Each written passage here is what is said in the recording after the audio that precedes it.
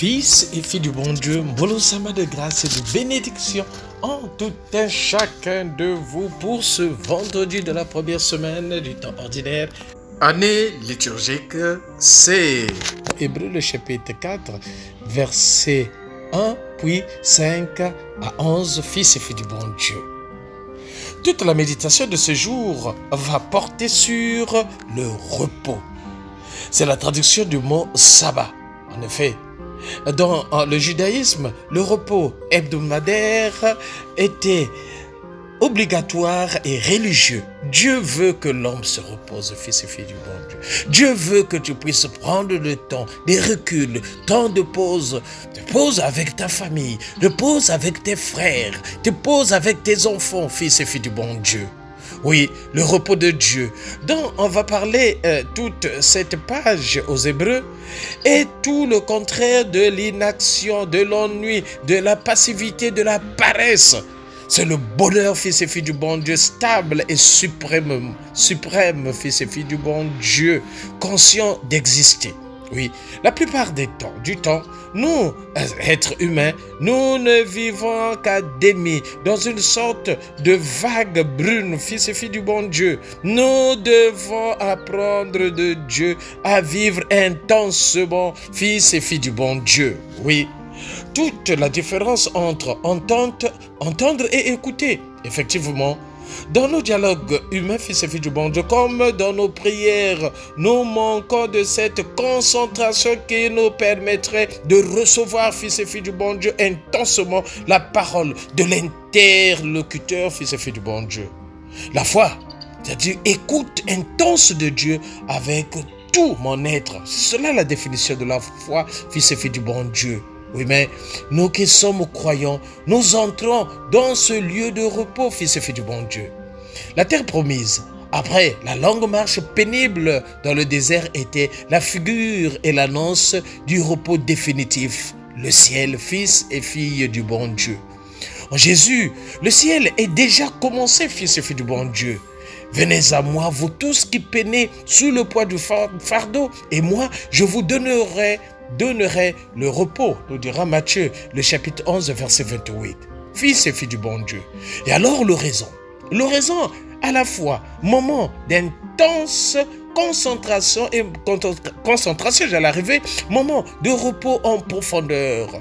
Une mère de famille nombreuse et très chargée d'occupation disait qu'elle ne pouvait plus se passer de ce temps qu'elle consacrait chaque jour à l'oraison. C'est mon meilleur moment de la journée, disait-elle, fils et filles du bon Dieu. C'est elle qui dynamise tout le reste. Mon meilleur repos. Fils et filles du bon Dieu.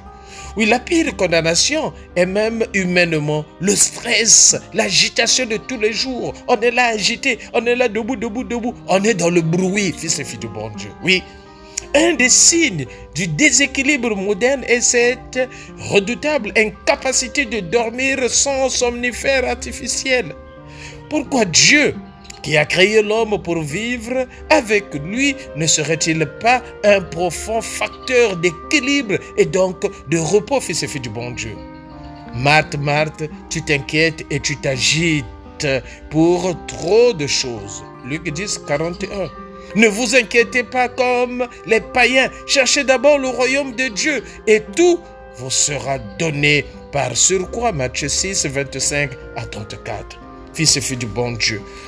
Efforçons-nous donc d'entrer dans ce repos afin que plus personne ne tombe en suivant l'exemple de ceux qui ont désobéi, fils et filles du bon Dieu. L'évangile de ce matin marque le chapitre 2, les 12 premiers versets. Jésus était de retour à Capharnaüm et la nouvelle se répandit qu'il était à la maison. Tant de monde s'y rassemble qu'il n'y avait plus de place, même devant la porte. Fils et filles du bon Dieu. Jésus a beau chercher le calme et recommander la discrétion, la foule le harcèle. Rien à faire. Cela souligne toute l'ambiguïté de l'attente messianique. N'oublions pas que de temps en temps se levaient les illuminés qui se disaient le Messie attendu et qui soulevaient des partisans. Fils et filles du bon Dieu, cela nous fait mieux comprendre pourquoi Jésus ne voulait pas qu'on parle de lui avant l'heure. On aurait cherché à l'utiliser, à lui faire jouer le rôle d'un libérateur temporel, d'un libérateur pour prendre le pouvoir. Mais non, son pouvoir n'est pas de ce monde, fils et filles du bon Dieu.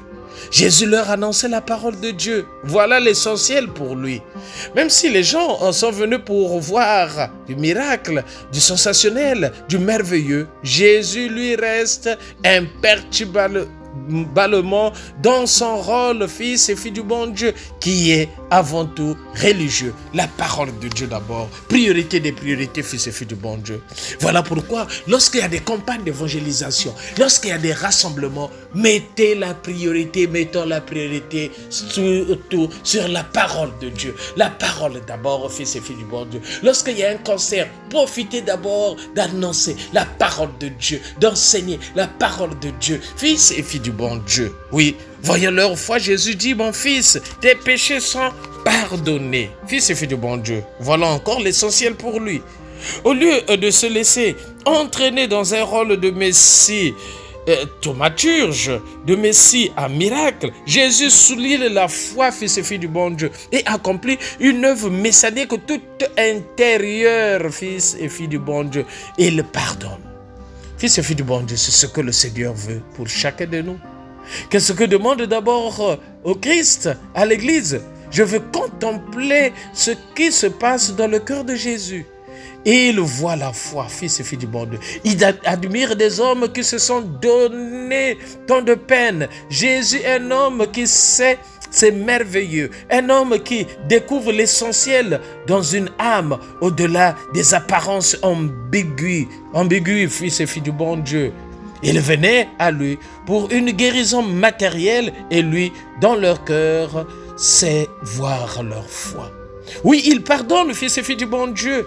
Il est bon. Jésus est ce Dieu qui voit le péché, fils et filles du bon Dieu, mais qui ne condamne pas, qui ne juge pas, pourrait-on dire, mais qui pardonne. Parce que Dieu aime le pécheur. Il déteste le péché, fils et filles du bon Dieu.